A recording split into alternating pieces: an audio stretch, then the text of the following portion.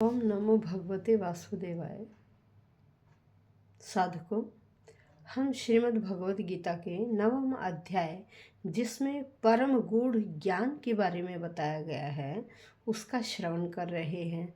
श्लोक संख्या 3 तक श्रवण कर चुके हैं, जिसमें श्री कृष्ण बता रहे हैं कि जो व्यक्ति श्रद्धा रहित होते हैं, जो विश्वास रहित, जो धर्म पर विश्वास नहीं करते, ऐसे व्यक्ति इस संसार में बार बार जन्म लेते रहते हैं। वह आवागमन के चक्कर से छुटकारा नहीं पाते हैं। और आज हम श्लोक संख्या 4 का श्रवण करेंगे, जिसमें भगवान बता रहे हैं कि 7वें अध्याय में भी बताया गया था कि देखिए, सारा संसार मुझ में ही व्याप्त है।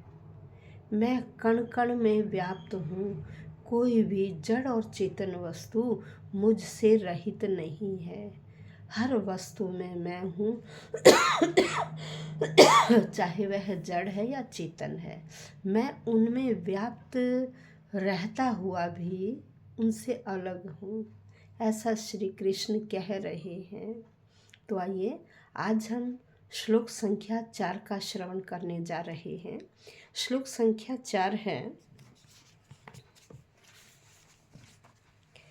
मया ततं इदं सर्वं जगद व्यक्त मूर्तिना मतस्थानि सर्वभूतानि न चाहम तेष्वस्थितः। मया, मेरे द्वारा, ततम कह रहे व्याप्त है, इदम यह, सर्वम सारा, जगत जगत कह रहे जो भी दिखाई दे रहा है, यह जगत, चाहे वो जड़ है चेतन है, ये सारा मुझसे व्याप्त है। ये सारी चीज़ें मुझ में ही व्याप्त हैं, मेरे द्वारा व्याप्त हैं। कह रहे अव्यक्त मूर्ति ना, अव्यक्त रूप में। भाई, मैं दिखाई नहीं देता हूँ, लेकिन इन चीज़ों में, इन सब में मैं हूँ, मैं व्याप्त हूँ। सारी चीज़ें मुझसे व्याप्त हैं। अव्यक्त मूर्तिना का मतलब जो हमारी ये सूक्ष्म, ये क्या है, हमारे स्थूल आँखें हैं। हम इन स्थूल आँखों से उस भगवान के स्वरूप को हर वस्तु में नहीं देख सकते। हर वस्तु में देखने के लिए हमें सूक्ष्म आँखें चाहिए। जब हमें ज्ञान हो जाता है, परम ज्ञान हो जाता है, तो हमें चारों तरफ भगवान ही भगवान दिखाई देते हैं। तो वो हम किन से ये जो आपको इंद्रियां दिखाई दे रही हैं, हमारी ज्ञान इंद्रियां, इनके द्वारा वो दिखाई नहीं देता है। उसे केवल सूक्ष्म इंद्रियों से ही देखा जा सकता है। इसलिए यहाँ कहा कि अव्यक्त रूप से आप मुझे इन स्थूल इंद्रियों से नहीं देख सकते। इसलिए मैं क्या हूँ, अव्यक्त हूँ। मेरा रूप क्या है, अव्यक्त है, जो दिखाई नहीं देता है।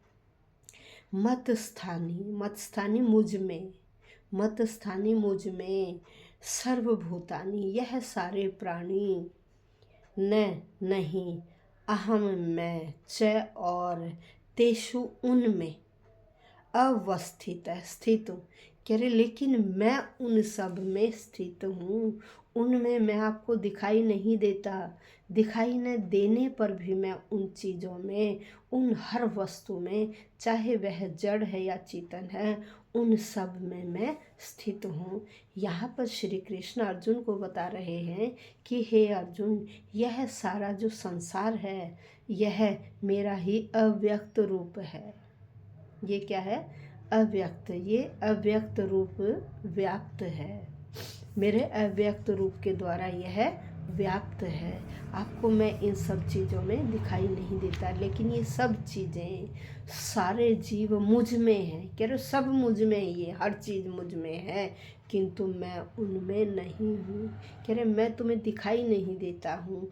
कब दिखाई देता हूँ, जब आप सूक्ष्म आँखों से या सूक्ष्म इंद्रियों से जब आप मुझे देखोगे, जब आपको ज्ञान हो जाएगा, भक्ति भाव में रम जाओगे, तब मैं आपको हर चीज़ में, हर कण में आपको दिखाई दूंगा। तो यहाँ श्री कृष्ण कह रहे हैं कि देखिए, भगवान की जो यश है, लीलाएं हैं, इनको हम इन भौतिक इंद्रियों से नहीं देख सकते। जो व्यक्ति भगवत भजन में लगा रहता है उसे ही भगवान का परम साक्षात्कार होता है, उसे ही भगवान का परम साक्षात्कार होता है। फिर कह रहे हैं कि देखिए, एक उदाहरण से समझा रहे हैं कि देखो, एक राजा है, जैसे भगवान का जो शासन है वो हर चीज़ पर चलता है। कह रहे हैं कि देखिए, एक राजा है, राजा का क्या है, अपना जितना उसके अधीन एरिया है उस एरिया पर किसका राज चलता है, राजा का। लेकिन विभाग अलग अलग मंत्रियों को दिए जाते हैं, उनको कौन संभालता है, अलग अलग मंत्री संभालता है, लेकिन किसके आदेश से, राजा की आज्ञा से। जैसा राजा कहेगा वो वैसा ही करेंगे। तो सुपर पावर कौन हुआ, राजा। ऐसे यहाँ इस सृष्टि में भी सुपर पावर कौन है, भगवान। भगवान ही शासक हैं, हर चीज़ में व्याप्त हैं। जिस तरह से वो हमें रखते हैं हम वैसे ही रहते हैं। हर पल हर घड़ी उन्हीं का अस्तित्व हर चीज़ में रहता है। और बाद में हम क्या करते, हम अपनी किस्मत को कोसते रहते। अरे हमें अपनी किस्मत को नहीं कोसना चाहिए। हमारा कर्म है, हमारा कर्तव्य कर्म करना, और फल देना उस ईश्वर के अधीन है। जो व्यक्ति कृष्ण भावना भावित हो जाता है वह भगवान पर छोड़ देता है, हर वक्त भगवत भजन में लीन रहता है, सारे कार्य करता है, निष्काम भाव से करता है। सकाम भाव से कोई कार्य नहीं करता है, वह निष्काम भाव से कार्य करता है और ईश्वर पर छोड़ देता है।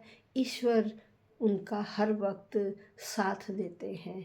इसलिए यहाँ भी क्या है, जो शासक है वो भगवान है, पूरे सृष्टि को चलाने वाले हैं, कण कण में व्याप्त हैं।